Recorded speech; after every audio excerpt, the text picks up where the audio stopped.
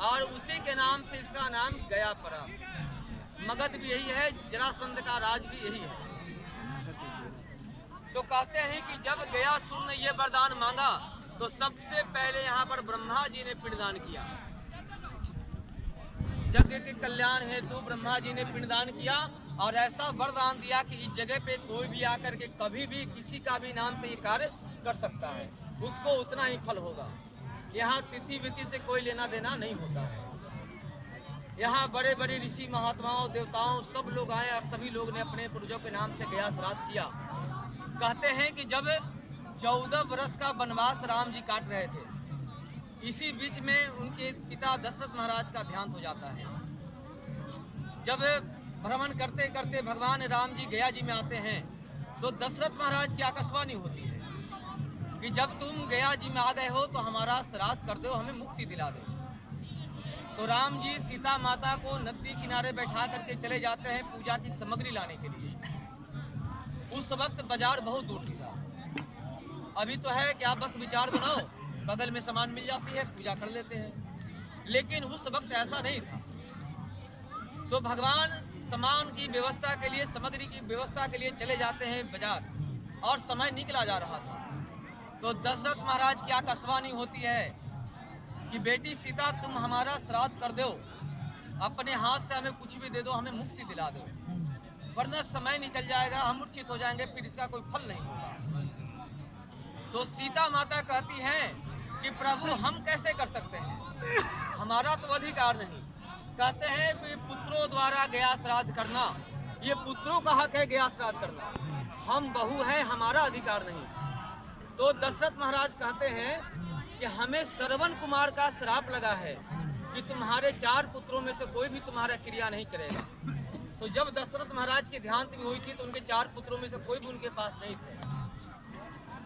इसलिए हमारी मुक्ति, हमारी गति, हमारी मोक्ष तुम्हारे हाथ से लिखा है। हमारे कुल से अपने हाथ से कुछ भी दे देगा, हमें मुक्ति मिल जाएगी। तो सीता माता कहती हैं कि प्रभु हमारे पास तो पूजा की कोई वस्तु नहीं, हम क्या करें, कैसे करें आपकी। तो दशरथ महाराज कहते हैं कि अपने हाथ से तुम हमें कुछ भी दे दोगे, मुक्ति मिल जाएगी। तो सीता माता नदी में बैठी रहती हैं, वही बालू का है 3 पिंड बना करके दशरथ महाराज का हाथ निकला है, एक उनके हाथ में और 2 नदी में। 3 पिंड बना करके दशरथ महाराज का सीता माता ने पूजा कर दिया, श्राद्ध कर दिया, दशरथ महाराज को मुक्ति मिल गई। अब राम जी आते हैं, कहते हैं चलो सीता पूजा की तैयारी करो। तो सीता माता कहती हैं कि प्रभु हमने पूजा कर दिया है, पिताजी को मुक्ति मिल गई, सभी को मुक्ति मिल गई। तो राम जी वही सवाल करते हैं कि तुम कैसे कर सकती हो, तुम्हारा तो अधिकार नहीं, ये पुत्रों का हक है गया श्राद्ध करना। तो सीता माता कहती हैं कि अगर आपको हमारे बात पर विश्वास ना हो तो आप ये 5 से पूछ लो जिनके सामने हमने कार्य को किया। तो जब सीता माता ये पूजा कर रही थी तो उस वक्त 5 लोग वहां पर थे। वो 5 क्या है, पहला नदी, दूसरा गौ, तीसरा ब्राह्मण, चौथा केवड़े का फूल और 5वां बरगद, ये 5 थे। हाँ, तो कहते हैं कि अगर आपको हमारे बात पर विश्वास न हो तो आप इन लोग से पूछ लो जिनके सामने हमने इस कार्य को किया है। तो सबसे पहले पूछते हैं नदी से कि क्या तुमने देखा सीता माता ने श्राद्ध किया। तो नदी सोचती है साहब कि राम जी स्वयं भगवान है, अगर ये हमें स्नान कर लेता, एक डुबकी लगा लेता तो हमारी महत्तम बढ़ जाती है। उसने कहा नहीं प्रभु हमने नहीं देखा। फिर पूछते हैं गौ से, गौ तुम बताओ। तो गौ सोचती है कि जो हम लोग ये आटे का पिंड बनाते हैं गौ खाती है, अब रेती तो गौ खाती नहीं, बालू। उसने कहा नहीं प्रभु हमने भी नहीं देखा। फिर पूछते हैं ब्राह्मण से कि भाई तुम तो भगवान जीवा पूजनीय हो, तुम बताओ। तो ब्राह्मण सोचता है कि राम जी अयोध्या का राजा है, महाराज है, अगर इसका हम ऐसा पूजा कराते तो हमको कितना कुछ देता। सीता माता ने तो कुछ दिया भी नहीं। उसने भी कहा नहीं प्रभु हमने भी नहीं देखा। फिर पूछते हैं केवड़ा से, फूल से कि तुम बताओ। तो केवड़ा फूल सोचती है कि राम जी पूजा करते तो हमारी फूल पूजा में इस्तेमाल करते तो हमारी महत्तम बढ़ जाती। उसने भी कहा नहीं प्रभु हमने भी नहीं देखा। फिर पूछते हैं बरगद से कि बरगद तुम बताओ। तो बरगद कहता है कि हाँ हमने देखा है, सीता माता ने श्राद्ध किया है, आपके सभी पूर्वजों की सभी पितरों की मुक्ति मिल गई। तो 4 ने झूठ बोला, 1 ने सत्य बोला था। तो सीता माता क्रोधित होती है और श्राप देती है नदी को कि आज से तुम गुप्त गंगा हो जाओ, तुम में ऊपर की नहीं अंदर की धारा रहेगी। तो ये नदी अंतर्वाहिनी है, ये में ऊपर की धारा नहीं हुई, अंदर की पानी है इसमें। ये जो पानी जमा है ये डैम बना करके पानी भरा गया है। ये डैम बांधा गया है कि ताकि पानी ऊपर में हो। बाकी देखो नदी सब सूखी है, इधर उधर सब हाँ कुछ नहीं है। तो नदी को श्राप देती है कि तुम आज से गुप्त गंगा हो जाओ। इसका नाम है फल्गु। फल्गु का मतलब होता है दलिद्र। जो नदी में पानी नहीं, वो नदी किस काम की है? पहले कहते थे कि इसमें पंचधारा बहती थी, दूध दही घी मध और पानी, ऐसा पानी का स्वाद होता था नदी में जी। ये आगे से नदी 2 निकली है, निरंजना और सरस्वती। तो निरंजना के तट पे भगवान बुद्ध को ज्ञान प्राप्त हुआ, जहाँ हम लोग कल चलेंगे। तो वहाँ भगवान बुद्ध को ज्ञान प्राप्त हुआ निरंजना के तट पे। तो निरंजना से घी निकली और सरस्वती से दही, दोनों आकर के मिल जाती हैं। तो सीता कुंड से जो पानी निकला वो बिल्कुल दूध की तरह सफेद निकला, तो वो हुआ दूध। और गया जो है पहाड़ों के बीच में बसा हुआ शहर है, तो सारे पहाड़ से पानी एकत्रित होकर के निकला, तो उसे कहे मधुसरवा।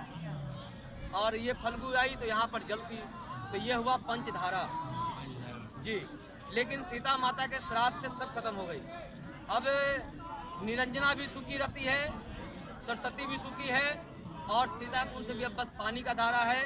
और जो मधुसरवा था वो मनसरवा नाले में तब्दील हो गया, सारे नाले के पानी नदी से चले गए नदी। तो ये नदी श्रापित है। लेकिन राम जी इसको वरदान देती है कि आपके ही स्थान पे हमारे पिताजी को, हमारे सारे पूर्वजों की मुक्ति मिली है, इसलिए आज से आप सारी नदियों में श्रेष्ठ माने जाओगे। इसलिए कहते हैं कि फल्गु सरिता श्रेष्ठ सर्व पाप प्रनाशिनी। ये सारे पाप को नाश करने वाली फल्गु हैं। अगर इसका जल का आचमन हम लोग कर लेते हैं तो हमारे सारे जन्मों का पाप कट जाता है। इसलिए नदी की बहुत महानता है। दूसरा है गौ।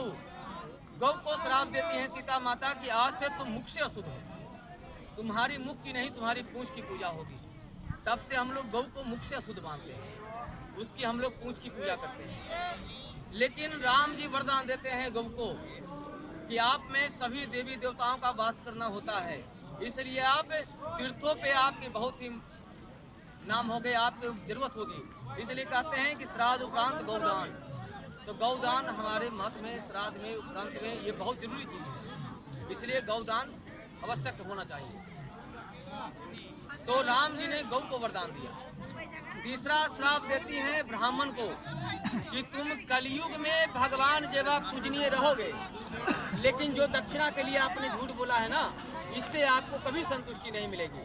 तो ब्राह्मण को चाहे जितना मिल जाए संतुष्टि नहीं मिलता है, ये सीता माता ने श्राप दिया है। लेकिन राम जी वरदान देते हैं कि आप पूजनीय हो और सदैव पूजनीय रहोगे, आपके बिना कोई भी कार्य सफल नहीं होगा। इसलिए ब्राह्मण हमेशा पूजनीय है, पूजनीय ही रहे, चाहे उनको जो भी मिल जाए। कहना है कि तीर्थ पे लोग आते हैं तो देख कर ही जाते हैं, लेकर के हमारा कुछ भी नहीं जाते, हमारा बस आशीर्वाद जाता है साथ में, और क्या लेकर जाओगे। और आप आए हो तो देकर ही जाओगे, 1 रुपया दो, 1000 दो, 100 दो, चाहे जो दो, देकर ही जाओगे, लेकर के हमारा कुछ भी नहीं जाएंगे। चौथा सीता माता श्राप देती हैं फूल को कि आज के बाद तुम्हारा कोई भी पूजा में इस्तेमाल नहीं होगा। तो केवड़ा हम लोग किसी पूजा में इस्तेमाल में नहीं लेते हैं। अब ऐसे तो भोलेनाथ हैं, भोलेनाथ पे चढ़ जाए तो चढ़ जाए, ऐसे कोई पूजा में इस्तेमाल नहीं होता। लेकिन ब्राह्मणों का द्वारा जोड़ा गया है कि कोई कोई उसको तुलसा बता देते हैं कि तुलसी को श्राप मिला है, लेकिन तुलसी को कोई श्राप नहीं मिला है। पांचवा वरदान देती हैं बरगद को कि जब तक चांद सूरज रहेगा तब तक तुम हरा भरा रहोगे। तो बरगद हमेशा हरा भरा होता है, अगर एक पत्ता भी गिर जाए तो 100 पत्ता उसमें उग जाता है। और जब ये सृष्टि नष्ट हो जाए तो भगवान बाल रूप में तुम्हारे पत्ते पे अवतार लेंगे और पुनः सृष्टि की रचना होगी। तो बरगद हमेशा हरा भरा है। इसलिए गया जी में ये कार्य सब जगह करने के बाद लास्ट में अक्षयवट जी के नीचे, वही बरगद के पेड़ के नीचे करना होता है, कि ताकि आपने ये जो पूजा किया तो हो सके कि हम झूठ बोल दें आपके साथ में जितने लोग आए हैं वो झूठ बोल दें कि आपने गया नहीं किया है, लेकिन वो अक्षयवट जी आपका एक गवाह, एक साक्षी आपका सच्चा रहेगा। इसलिए लास्ट कार्ड अक्षयवट जी में। तो ये था गया महत्व, जो हमने सुना, जो हमने पढ़ा, वो हमने आपको बताया। अब सवाल ये है कि ये काम क्यों करना चाहिए, इसको करने से क्या फल होता है।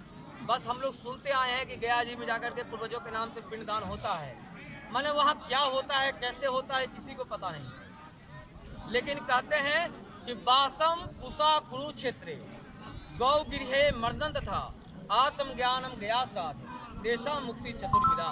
ये जो है ना, मुक्ति के 4 सर्वश्रेष्ठ उपाय बताए गए हैं। पहला है कुरुक्षेत्र में वास करना। कहते हैं कि हम कुरुक्षेत्र में एक दिन एक रात भी बिता लेते हैं तो हमारे सारे जन्मों का पाप कट जाता है। क्यों?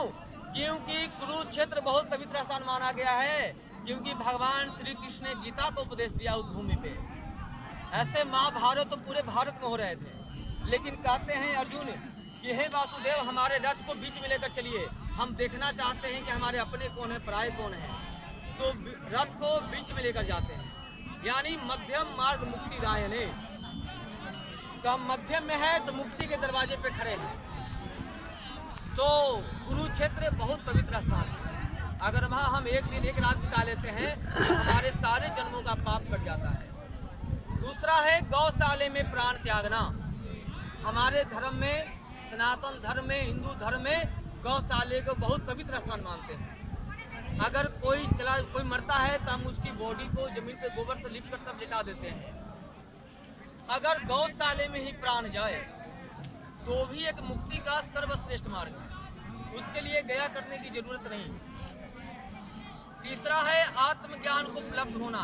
जैसे भगवान बुद्ध, चैतन्य महाप्रभु, महावीर, इन्होंने आत्मज्ञान को उपलब्ध हुआ, उनको भी मुक्ति मिल गई। और चौथा है पुत्रों द्वारा गया श्राद्ध करना।